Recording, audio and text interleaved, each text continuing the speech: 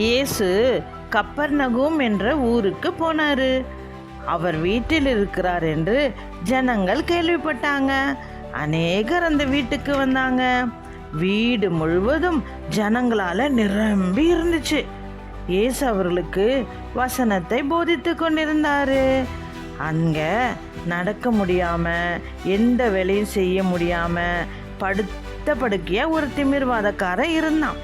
அவனுடைய நண்பர்கள் இவனை நாம் இயேசுவிடம் கொண்டு போலாம், இயேசு குணமாக்குவார் என்று நம்பி அவனை 4 பேர் படுக்கையோடு சுமந்து கொண்டு இயேசுவிடத்தில் வந்தாங்க. ஜனமா இருந்ததால அந்த வீட்டுக்குள்ள போக முடியல. அதனால அவங்க என்ன செஞ்சாங்க தெரியுமா?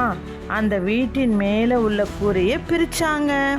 திமிர்வாதக்காரன் படுத்திருந்த படுக்கைய அந்த வீட்டுக்குள்ள மெதுவாக இறக்கினாங்க. இயேசு அவனை தூக்கி வந்த நண்பர்களின் நம்பிக்கையை பார்த்து திமிர்வாதக்காரனை நோக்கி, மகனே, நீ செய்த தவறுகளையெல்லாம் நான் மன்னிக்கிறேன். நீ எழுந்து உன் படுக்கையை எடுத்துக்கொண்டு உன் வீட்டுக்கு போ என்று சொன்னார். உடனே அவன் எழுந்து தன் படுக்கையை எடுத்துக்கொண்டு எல்லாருக்கும் முன்பாக நடந்து போனான். இதை பார்த்த எல்லாரும் ஆச்சரியப்பட்டாங்க. இதுவரைக்கும் நாம இப்படி ஒரு அதிசயத்தை கண்டதில்லையே என்று சொல்லி தேவனை மகிமைப்படுத்தினாங்க. இதிலிருந்து நமக்கு என்ன தெரியுது?